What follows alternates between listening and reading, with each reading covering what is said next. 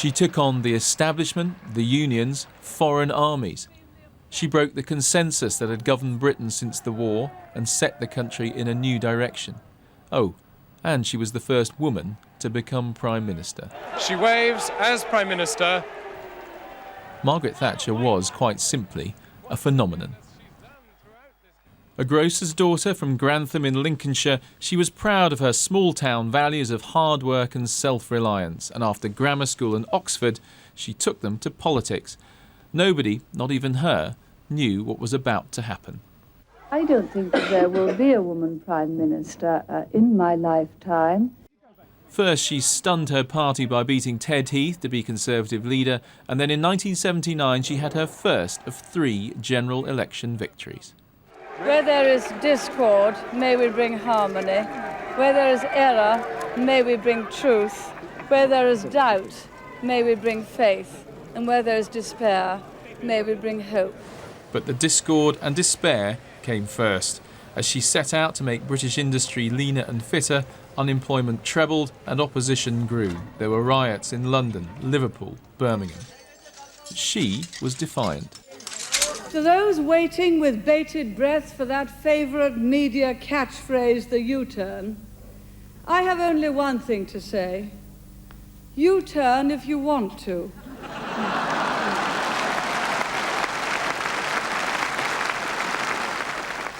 The ladies not for turning. But the pressure on her was growing all the time, and then came the Falklands. Some wanted to talk, but Margaret Thatcher was ready to fight, and victory in the South Atlantic became her victory. She was rewarded with an election landslide. After the enemy abroad, what she called the enemy within. When Arthur Scargill's miners went on strike, she believed she had to beat them to end the era of over-mighty trade unions. She won, but at a cost of violence and division. And there were always more enemies. In 1984, the IRA blew up the Grand Hotel in Brighton. They killed 5 of Margaret Thatcher's friends and colleagues, and they very nearly killed her. You hear about these atrocities, these bombs. You don't expect them to happen to you. But life must go on, as usual. And your conference will go on. The conference will go on. Thank you. All right, John. The conference will go on, as usual. A third election victory followed, and it seemed nothing could stand in her way.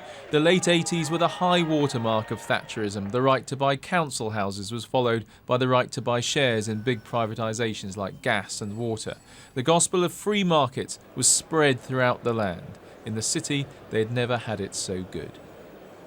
She was by now a leading figure on the world stage, a close ally and friend of Ronald Reagan, and famously the one who identified the Soviet leader Mikhail Gorbachev as a man we could do business with.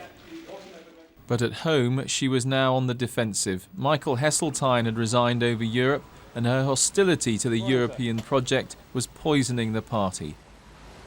But it was the poll tax that was to prove decisive. As its introduction provoked riots, she clung on to it long after most of her colleagues had concluded it was a disaster. Maggie, they whispered, had lost her touch. And so in the dying days of 1990, she was gone, not rejected by the voters, but betrayed by her party. It was quick and brutal.